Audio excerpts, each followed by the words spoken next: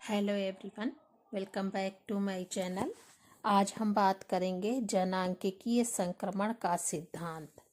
तो आइए जानते हैं। सन 1929 में W.M. थॉमसन तथा F.W. नॉटरेन ने सर्वप्रथम प्रतिपादित किया था। जनांकीय संक्रमण सिद्धांत जनसंख्या वृद्धि की अवस्थाओं को जन्म दर एवं मृत्यु दर में क्रमगत परिवर्तन को सामान्यीकृत करता है। उन लोगों के द्वारा प्रतिपादित सिद्धांत मुख्य रूप से पश्चिमी यूरोप के अनुभवों पर आधारित है। यह सिद्धांत आर्थिक एवं प्रौद्योगिक विकास और जनसंख्या के विकास में संबंध स्थापित करता है। यह बताता है कि आर्थिक विकास के साथ ही साथ जनसंख्या वृद्धि की गति में भी परिवर्तन होता रहता है। औद्योगिकरण और नगरीकरण के परिणाम स्वरूप जनसंख्या वृद्धि के मार्ग में संक्रमण की उत्पत्ति हुई है, जिसे एक मॉडल के द्वारा जन्म दर और मृत्यु दर में होने वाले क्रमागत परिवर्तनों के रूप में प्रकट किया जाता है। G.T. त्रिवार्था ने कहा है कि विभिन्न देशों में जनांकीय संक्रमण की अलग अलग अवस्थाएं देखने को मिलती हैं। सांस्कृतिक विभिन्नता के कारण जन्म दरों में अंतर पाया जाता है, जबकि वैज्ञानिक तकनीकी एवं स्वास्थ्य सेवा में विकास के फलस्वरूप मृत्यु दर में ह्रास की प्रवृत्ति मिलती है। इस प्रकार जन्म दर एवं मृत्यु दर में होने वाले कालिक परिवर्तन के परिणाम स्वरूप जनांकीय संक्रमण की विभिन्न अवस्थाएं उत्पन्न होती हैं, जो प्रायः कालानुक्रम के अनुसार होती है। आधारभूत विशेषताएं। जनांकीय संक्रमण सिद्धांत में 5 अवस्थाएं होती है, जिनके द्वारा इस सिद्धांत की व्याख्या की जाती है। पहला है उच्च स्थायी अवस्था। यदि जनांकीय संक्रमण की प्रथम अवस्था है, जिसमें जन्म दर एवं मृत्यु दर दोनों उच्च होते हैं, अतः इन दोनों के बीच का अंतराल कम होने के परिणाम स्वरूप जनसंख्या लगभग स्थायी होती है। इस प्रारंभिक अवस्था में जन्म दर 35/1000 तथा मृत्यु दर भी 30/1000 के आसपास होती है।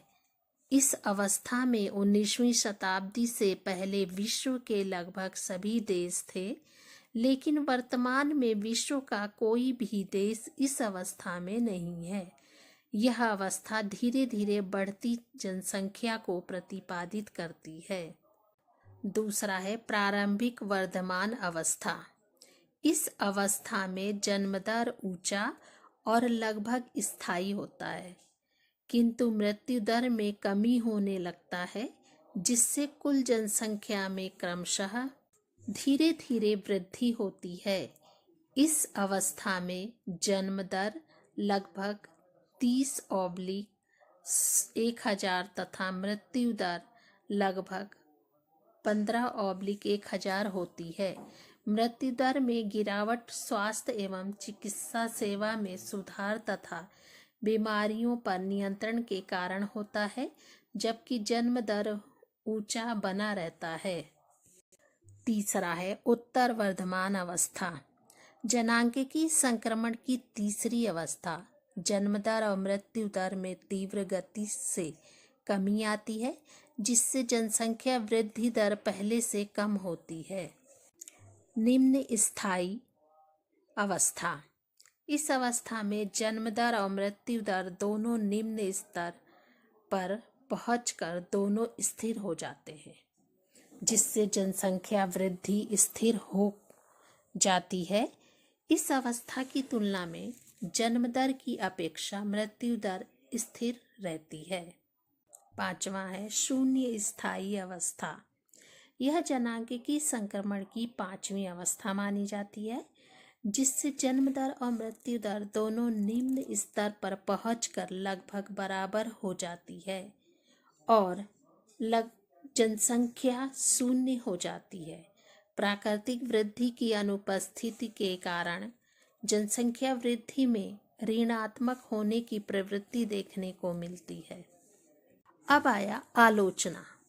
आइए जानते हैं कि लॉस्की तथा विल्कोफस ने क्या आलोचना करी है। यह सिद्धांत न तो भविष्यवाणी है और न ही इसकी अवस्था क्रमिक एवं अनिवार्य है।